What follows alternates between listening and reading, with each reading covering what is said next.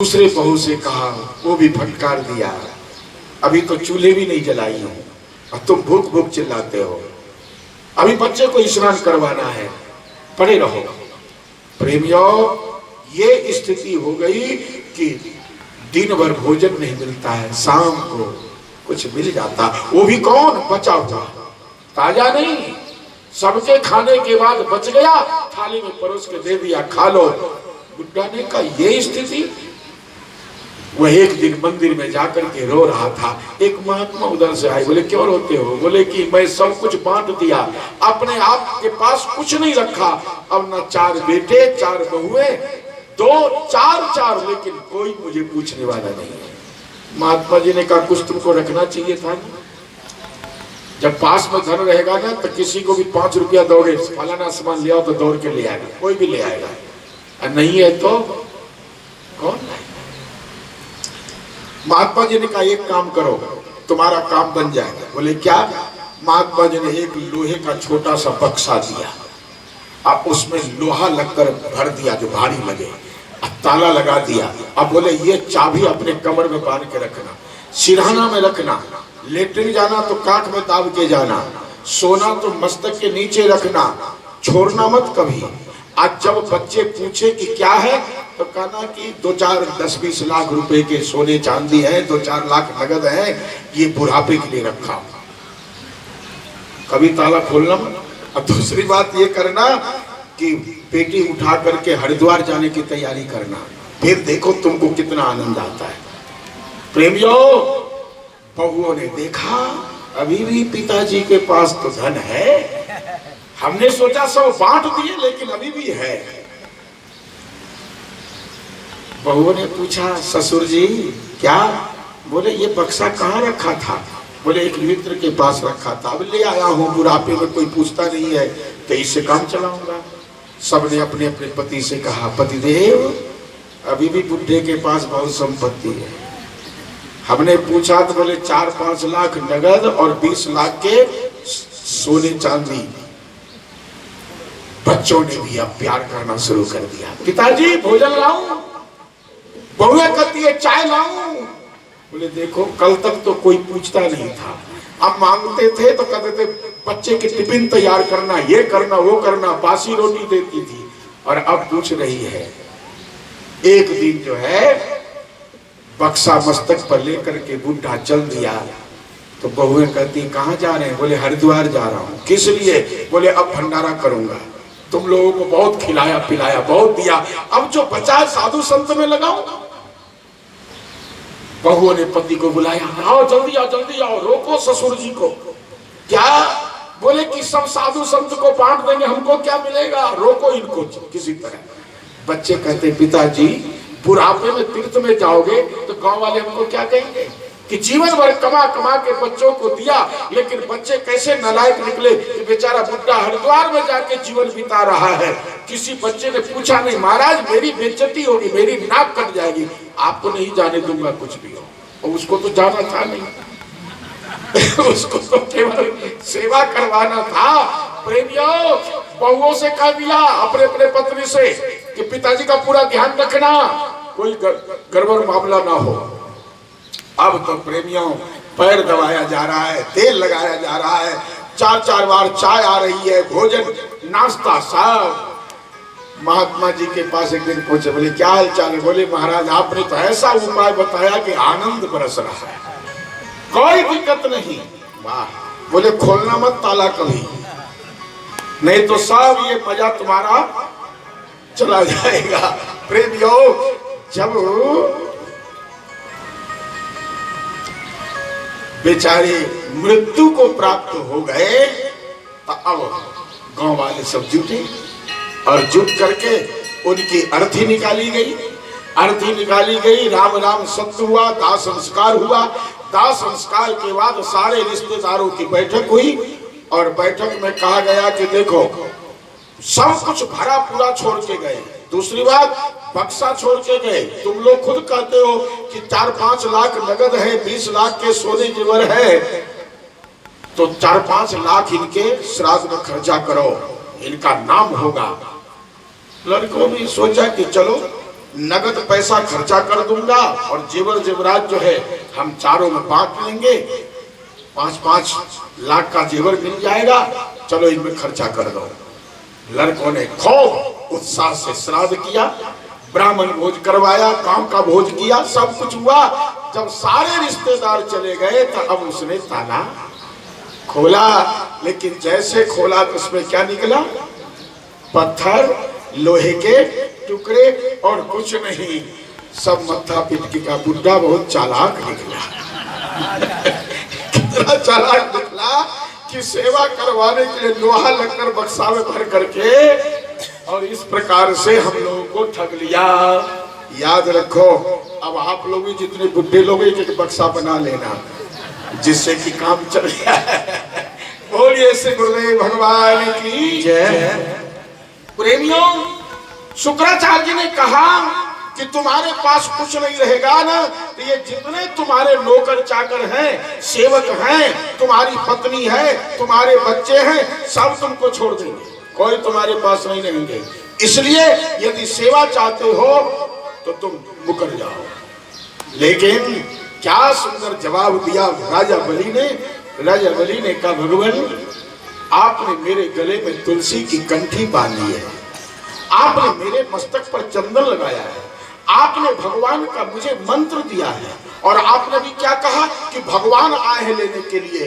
तो मैं आपसे एक बात पूछूं, अगर भगवान लेने के लिए आए हैं तो मैं बचा सकता हूं? किसी को ठाकुर जी ही छीनने के लिए सब कुछ आ जाए तो आदमी 1000 हाथ से उसको बचाना चाहे, रोकना चाहे, वो रुकेगा? चला जाएगा। लेकिन बदनामी कितनी होगी कि राजा बलि दानी होकर के पीछे हट गया, धन भी गया, बदनामी और होगी, यश भी चला जाएगा। इसलिए भगवान, अगर आपने कहा कि परमात्मा है और लेने आए हैं तो परमात्मा लेकर के रहेगा, फिर मैं क्यों अपने आप को असत्य बनूं? फिर आपने ही तो कहा था कि वैष्णव असत्य नहीं बोलते और सब धन परमात्मा का है, तो परमात्मा का है, परमात्मा लेने आया है तो मैं अवश्य दूंगा, मैं अपने वचन से पीछे नहीं हटूंगा। भले मैं कंगाल हो जाऊं, मेरा कोई सेवा न करे, लेकिन फिर भी मैं ठाकुर जी को दूंगा, क्योंकि ऐसे भी धन जाएगा। तो दे करके अपना नाम कमाओ प्रेमियों, ऐसा कह करके, और वह प्रेमियों राजा बलि ने कहा कि मैं दान दूंगा। शुक्राचार्य को क्रोध आ गया और शुक्राचार्य ने कहा कि मैं तुझे श्राप देता हूं, श्री क्षय, तू मेरा कहना नहीं मानता है। राजा बलि ने कहा कि मैं गुरु का भी त्याग करता हूं, भगवान से विमुख करने वाला गुरु गुरु नहीं है, त्याग कर दिया। और प्रेमियों, राजा बलि ने कहा आप संकल्प करवाइए, मैं दान देने का संकल्प करने को तैयार हूं। जल लाया गया और प्रेमियों, बोल दो कथा चल गई, जल लाया गया और उस समय जैसे ही बोतल का ढक्कन खोल करके हाथ में जल लेकर संकल्प करने को तैयार होता है तो जल ही नहीं गिरता है। क्यों? कि शुक्राचार्य का मोह अभी तक नहीं गया, उसको मोह है, वह बैठ गया क्या कि मैं जल गिरने नहीं दूंगा, संकल्प नहीं होगा, मेरे शिष्य का धन बचा रहेगा। लेकिन ठाकुर जी ने कहा एक काम करो। बोले क्या? बोले जरा सीख से देखो कुछ फंसा तो नहीं है। और जैसे ही सीख लगाए, संजोग बन गया क्या कि जहां पर शुक्राचार्य जी की आंख थी वहीं सीख चली गई, एक लाइट गायब हो गई। शुक्राचार्य बाहर आए, आंख से रक्त निकलने लगा, आंख फूट चुकी थी। भगवान बावन ने कहा शुक्राचार्य जी ये आप लोगों के लिए शिक्षाप्रद हो गए। क्या कोई आपसे पूछेगा कि आंख कैसे फूटी तो क्या कहोगे? कि मैं दान करने में विघ्न डाला, दान करने से रोका, उसका परिणाम है, उसका परिणाम है कि मुझे काना बनना पड़ा। आप कहोगे ना? याद रखो, दान करने वाला वो सुकृत कर्म है, अन्याय में नहीं। अगर अन्याय में कोई धन लगाता है आप रोक दीजिए, मत करो, मत करो। क्यों? कि उसको रोकने से पाप कर्म उसका रुक जाएगा, पाप कर्म रुक गया तो उसका भला हो जाएगा। लेकिन धार्मिक कार्य में अगर कोई धन देता है तो आप उसके उत्साह को बढ़ाइए, उत्साह वर्धन कीजिए, उसको मत रोकिए। प्रेमियों, तुमसे शिक्षा मिलेगी, भगवान ने कहा। और इस प्रकार से शुक्राचार्य अलग हुए, संकल्प हुआ, और संकल्प होते ही भगवान इतना विशाल रूप धारण किए कि एक पग में सारी पृथ्वी पूरे और दूसरे पग में आकाश को भी नाप लिए। ब्रह्मलोक चला गया। राजा बलि देख करके घबरा गया, ये क्या? और भगवान आगे और कहते हैं कि तीसरा पग तेरा संकल्प का बचा है, उसको पूरा कर, नहीं तो नरक के लिए तैयार हो जा। राजा बलि घबरा गया। विंध्यावली उसकी पत्नी ने बहुत समझाया, पतिदेव ये आपके अहंकार का परिणाम है। नारी काहू रंग की अपनी कहे न कोई। ध्यान दीजिएगा, किसी कंगाल से कंगाल का भी कोई पत्नी होगी ना पत्नी, तो उसको भी कोई अपना कहने का साहस नहीं कर सकता है, वो भी जीवन में से खेल जाएगा। नारी काहू रंग की अपनी कहे न कोई, और हरि नारी अपनी कहे न क्यों न फजीहत होए। ये धन किसका है? संपत्ति किसकी है? परमात्मा की है। तो परमात्मा की नारी हुई लक्ष्मी संपत्ति, इसको आपने अपना कहा, इसलिए आपकी बेइज्जती हो रही है। पत्नी धन्य है, कितना सुंदर शिक्षा दिया। हरि नारी अपनी कहे क्यों न फजीहत होए। हरि की नारी को अपना कहोगे तो दुर्दशा तो होगी ही, इसलिए अभी भी विवेक से काम लो। बलि प्रसन्न हो गया और बलि ने दोनों हाथ जोड़ के भगवान से कहा, भगवान सब कुछ आपका है, मेरा कुछ नहीं, लेकिन मेरे अंदर अहंकार आया, आपने उसे दूर किया, यह आपकी कृपा है, मैं इसको कृपा मानता हूं। लेकिन आपने जो कहा मैं उस वचन को सत्य करता हूं। बोले क्या? बोले मैं आपसे पूछता हूं कि धन बड़ा होता है या धनी बड़ा होता है? कौन बड़ा? भगवान को कहना पड़ा कि धनी ही बड़ा होता है, इसलिए कि धन कितना भी आपका हो, आप कितना भी छोटे हो, लेकिन आप उसके मालिक हैं तो मालिक ही बड़ा होगा ना। मकान आपके 10-20 बने हों, लेकिन आप उसके मालिक हैं तो मकान छोटा है, आप बड़े हैं। क्यों? वो वस्तु आपके बस में है। हाथी कितना भी बड़ा होता है, लेकिन हाथी से बड़ा महावत होता है, इसलिए कि उसके हाथ में अंकुश है, जब चाहता है हाथी को बस में कर लेता है।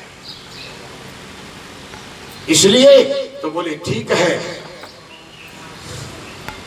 तुम बड़े हो।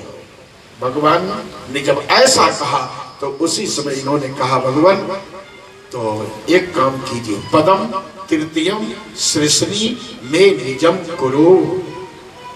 आप तीसरा पग मेरे मस्तक पर रख करके मुझे नाम लीजिए। भगवान ने तीसरा पग उसके मस्तक पर रखा और रखने के पश्चात अब उल्टा हो गया। पहले बलि उदास था, भगवान प्रसन्न थे, अब बलि प्रसन्न है, भगवान उदास है। बोले क्यों? तो भगवान ने कह दिया, राजन जो किसी को ठगता है ना वो स्वयं ठगा जाता है। मैं तुमको ठगने के लिए आया, मैंने छल किया यहाँ पर, लेकिन आज मैं स्वयं छला गया। कैसे? तो तुम्हारे मस्तक पर पग रख देने से अब मैं तुम्हारा हो गया, मेरी स्वतंत्रता समाप्त हो गई, मैं परतंत्र हूं, तुम्हारे परवश हूं। राजा बलि प्रसन्न है। प्रेमियों, भगवान को बस में करना है तो ये फार्मूला है। भगवान को सर्वस्व अपना जीवन भी समर्पित कर दो, भगवान बस में हो जाएंगे, तुम्हारे हो जाएंगे। भगवान उनके हो गए। और प्रेमियों, भगवान ने उनको सुतल लोक का राज दिया, लेकिन वहां भी भगवान चौकीदारी कर रहे हैं। नहीं कर रहे कि नहीं कर रहे? चौकीदारी करते हैं। राजा बलि की कथा बहुत महत्वपूर्ण है। प्रेमियों, श्रीमद् भागवत में 10 लक्षण हैं, उसमें से इसका नाम मनवंतर है, और इसके पहले जो 7वां स्कंद उसका नाम ऊती है। ऊती कहते वासना को। वासना 3 प्रकार की होती है। कौन कौन सी? सद्वासना, असद्वासना और मिश्र वासना। ये तीनों वासना का नाश का उपाय इसमें बताया गया। तीनों प्रकार की वासना का नाश का उपाय क्या है? प्रेमियों, उसका उपाय यह है कि आप 4 चीज को अपना लीजिए। क्या क्या? आपत्ति के समय हरि का शरण ग्रहण कर लो। दृष्टांत किसका? गजेंद्र का। वासना का एक उपाय। दूसरा उपाय,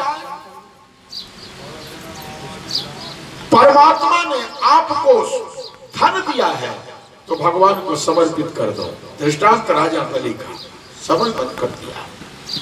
तीसरा उपाय, विपत्ति आ जाए, विपरीत स्थिति आ जाए, विपत्ति माने विपरीत स्थिति आ जाए तो अपने वचन का पालन करो। राजा बलि ने अपने वचन का पालन किया, विपत्ति से उबर गया। और प्रेमियों, अंतिम उपाय क्या है? सभी स्थिति में भगवान के शरण में बने रहो। इसका दृष्टांत किसकी कथा से? बोले इसका सत्यव्रत राजा की कथा का प्रेमियों सुखदेव जी ने वर्णन किया। सत्यव्रत राजा सभी प्रकार से समर्पण, सब प्रकार से भगवान उनके अंजलि में मछली बन करके आ गए। क्या बन के आ गए?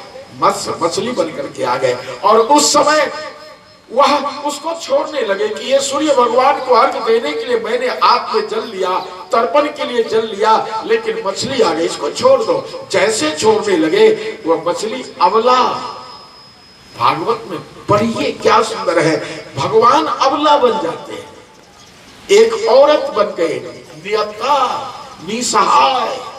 और कहते हैं राजन इस जल में बहुत से बड़े बड़े जंतु जीव हैं, मुझे खा जाएंगे, मैं अबला हूं, मैं तुम्हारे शरण में आई हूं, मेरी रक्षा करो, रक्षा करो।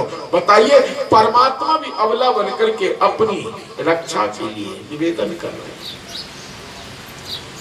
उनको दया आ गई और उन्होंने उसको किस में रखा? अपने कमंडल में रखा। कमंडल को जैसे ही घर लाए वो मछली बड़ी हो गई। इन्होंने उठा के एक बड़े पात्र में रखा, उसमें भी नहीं अमा रही है, तो इन्होंने कोई टप में रखा, वो भी छोटा पड़ गया। तो इन्होंने प्रेमियों कुआं में डाला, कुआं छोटा हो गया, तालाब में डाला, तालाब छोटा हो गया, नदी में डाला, नदी छोटी हो गई। तो इनको निकाल के इन्होंने समुद्र में डाला, समुद्र भी भर गया। लेकिन फिर भी भगवान क्या कहते हैं? राजन मेरी रक्षा करो, मैं अबला हूं। सत्यव्रत राजा असमंजस में पड़ गया कि ये कुछ ही समय में इतनी विशाल काय बन गए, अब फिर भी डर रहे हैं, ये क्या लीला है, समझ में नहीं आता है। तब जब घबरा गए, पूछते आप कौन हो? तब भगवान कहते कि मैं ब्रह्म हूं, मैं परमात्मा हूं, मैं तेरे अंजलि में आ गया। बोले क्यों?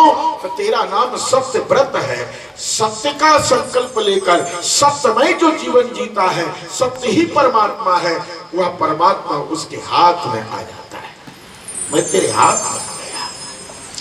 आज के 7वें दिन प्रलय का समय आएगा, क्योंकि ब्रह्मा को सोने का समय आ गया।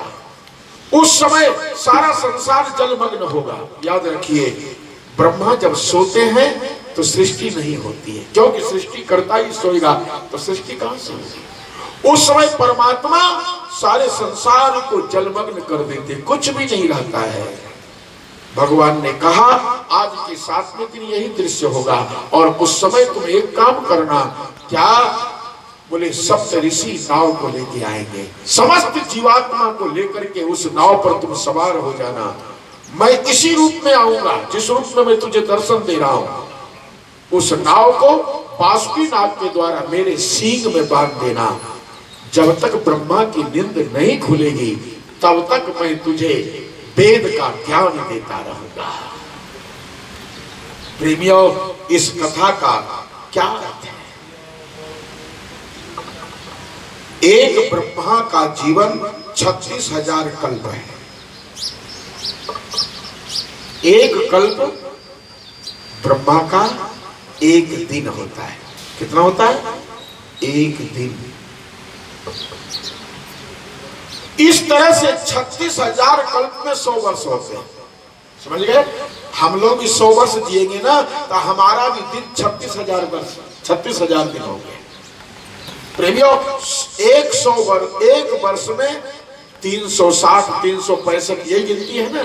अब इसको 100 साल में फिर दिन को जोड़ो तो 36,000 दिन बनते हैं। ब्रह्मा भी 36,000 दिन कल्प जब बीतता है, उनका यही दिन है, तब उनका शरीर प्रेमियों एक समाप्त हो जाता है। फिर भगवान दूसरे ब्रह्मा का निर्माण करते हैं, ब्रह्मा समाप्त। और एक कल्प में प्रेमियों कितने चतुर्युग होते हैं, ये ध्यान से सुनिएगा। एक कल्प में 1000 बार सतयुग, त्रेता, द्वापर, कलयुग आता है जाता है, तब एक कल्प होता है। और इसमें 14 मनु होते हैं। कितने मनु होते हैं? 14। इसलिए एक मनु का राज्य 71, 72 चतुर्युग तक होता है। अब इसको 14 मनु है ना, तो 14 को आप जोड़ोगे तो 1000 के लगभग हो जाता है। तो प्रेमियों, हमारे की क्या क्या कहूं मैं अब इस विषय में? हमारा कोई अस्तित्व है? एक कलयुग में केवल प्रेमियों 4,32,000 वर्ष बीतते हैं, तो एक कलयुग की आयु पूरी होती है। द्वापर में जाओ तो 8 लाख है, त्रेता में जाओ तो 12 लाख है, कोई 16 लाख बताते कि एक से दुगुना, दूसरा दुगुना, तो उधर चले जाओ तो प्रेमियों 28 लाख, कितना 32 लाख। प्रेमियों, इस प्रकार से जो एक एक युग की आयु है, इसको जोड़ो तो कितना होता है? ऐसे ऐसे 1000 बार चतुर्युग बीतते हैं, तो एक कल्प ब्रह्मा का एक दिन होता है। हमारा तो अनंत बार जन्म होगा और अनंत बार मृत्यु भी होगी, कोई गिनती है?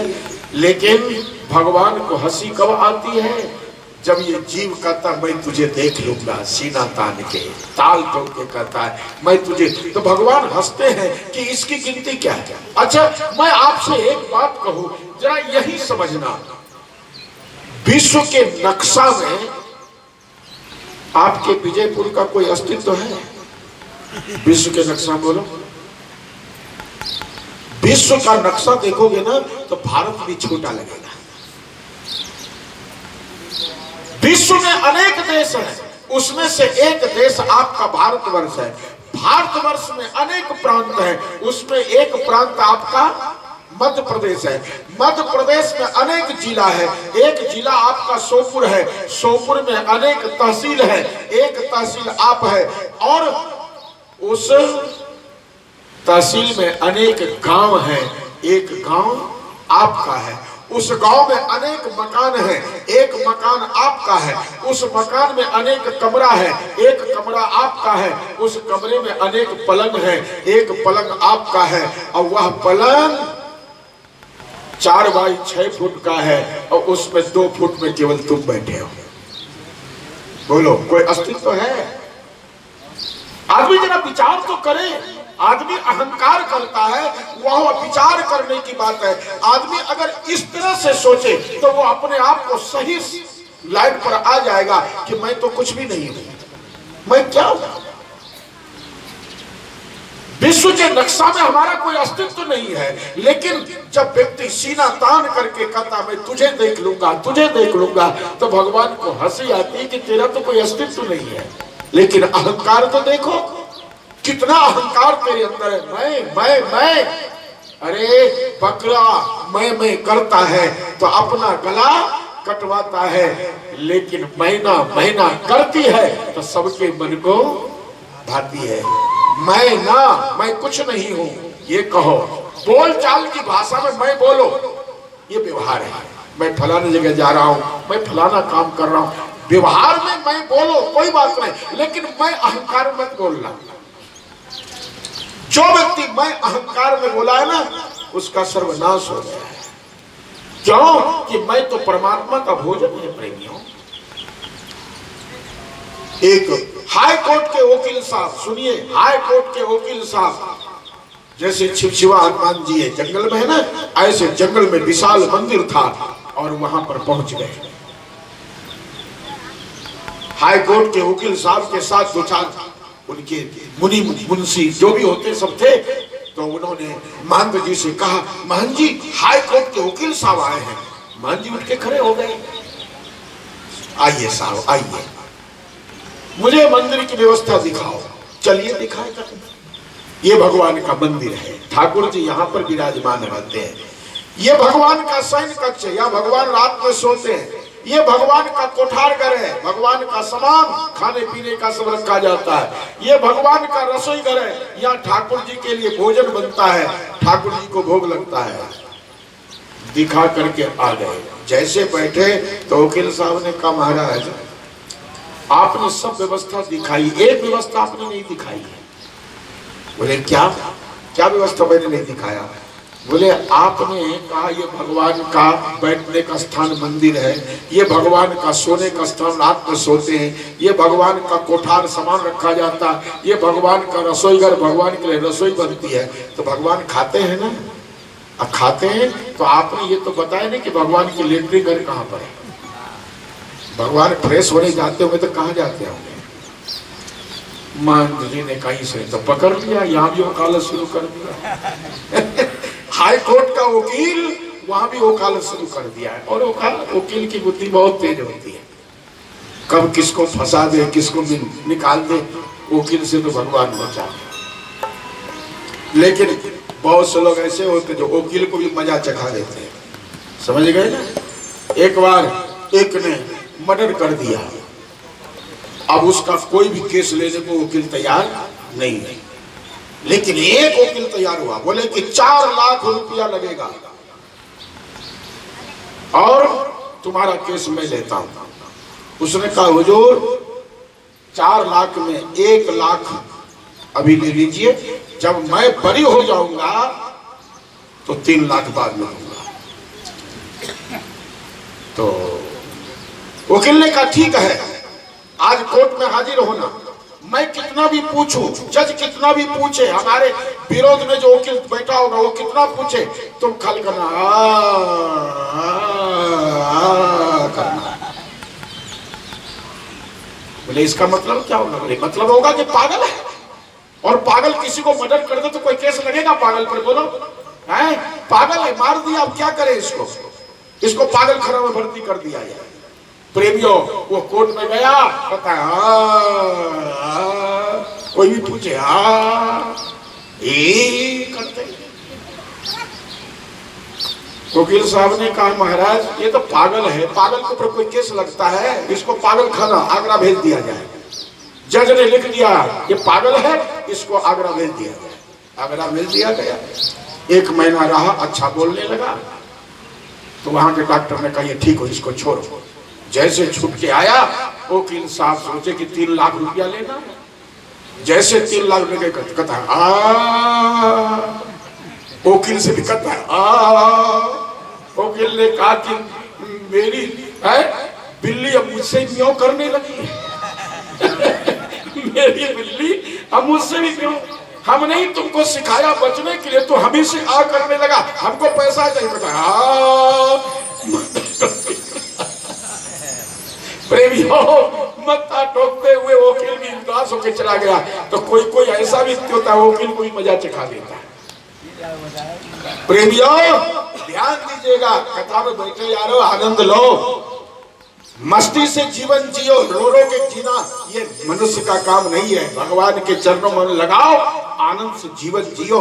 भगवान ने मानव शरीर बड़े भाग्य से दिया है। सुनिए अब क्या हुआ, मैं आपको क्या सुना रहा था, याद दिलाओ ना। मैं भूल जाऊं तो तुम भी भूल जाओगे क्या? हैं? मैं आपको क्या सुना रहा था कि वकील ने कहा कि भगवान लेटरिन कहाँ जाते हैं, आपने सब व्यवस्था बताई तो लेटरिन की नहीं। महात्मा जी सोचे कि मैं कहूं कि भगवान लेटरिन नहीं जाते हैं तो कहेगा फिर रसोई तुम अपने लिए बना दो, बदनाम भगवान को कर रहे हो कि भगवान का रसोई घर है। महात्मा जी ने बड़ी बुद्धिमानी से काम लिया। महात्मा जी ने कहा वकील साहब सुनिए। बोले क्या? बोले कि किसी ने मंदिर में लाके भोग रखा और हम उसको भोग लगाने के लिए चले गए। इतने में जब लौट के आया तो आपने भी एक थैली में लड्डू रख दिया। मैं पूछूंगा किसने रखा, किसका है, तो क्या जवाब दोगे? तो वकील साहब ने कहा कहूंगा कि मेरा है, मैं लाया हूं, मेरा है। अब बोले जब उसमें तुलसी दल छोड़ देंगे, आप भोग लगा करके जब हम आपको देंगे और आप बांटने लगोगे, आपसे कोई पूछे किसका है तो क्या जवाब दोगे? आप लोग भी बताओ। जब तक भोग नहीं लगाता तब तक क्या कह रहे थे? मेरा मेरा। अब भोग लग गया, अब बांटो तो क्या कहोगे? भगवान का प्रसाद। क्या कहोगे? तो भगवान ने क्या खाया? वकील साहब भगवान ने क्या खाया? बोले भगवान ने मैं खाया। क्या खाया? पहले मैं था, अब तू हो गया, मेरा नहीं भगवान का। तो भगवान ने क्या खाया? बोले मैं। बोले भगवान भोग नहीं खाते, भगवान मैं अहंकार खाते, और मैं की लेटरिन बनती नहीं, इसलिए भोग की व्यवस्था है, लेटरिन की व्यवस्था नहीं है। प्रेमियों, वह वकील भी मत्था पिता क्या हमारी वकालत या है। प्रेमियों ध्यान देना, भगवान क्या खाते हैं? मैं अहंकार। परमात्मा अगर सही में खाने लग जाए ना तो कोई भोग नहीं लगाएगा, कहेगा परिवार का तो पेट नहीं भर पाता हूं, इनको कौन देगा खाने के लिए। चलो, भगवान तुम्हारी श्रद्धा के भूखे हैं, भगवान भावना से तुम्हारी वस्तु को स्वीकार कर लेते हैं, उसमें जो तुम्हारा मैंपन था वो समाप्त हो गया, यही भगवान ने खा लिया। अब कितना है? भगवान का है। भंडारा में जब परोसते हो और कोई खाने को तैयार नहीं होता तो क्या कहते हो? मेरा नहीं है, भगवान का प्रसाद है। मना करने वाला व्यक्ति बैठ के खाने लगता है। क्यों? कि तुमने क्या कह दिया? ये भगवान का प्रसाद है। प्रेमियों ये है परमात्मा मैं खाता है।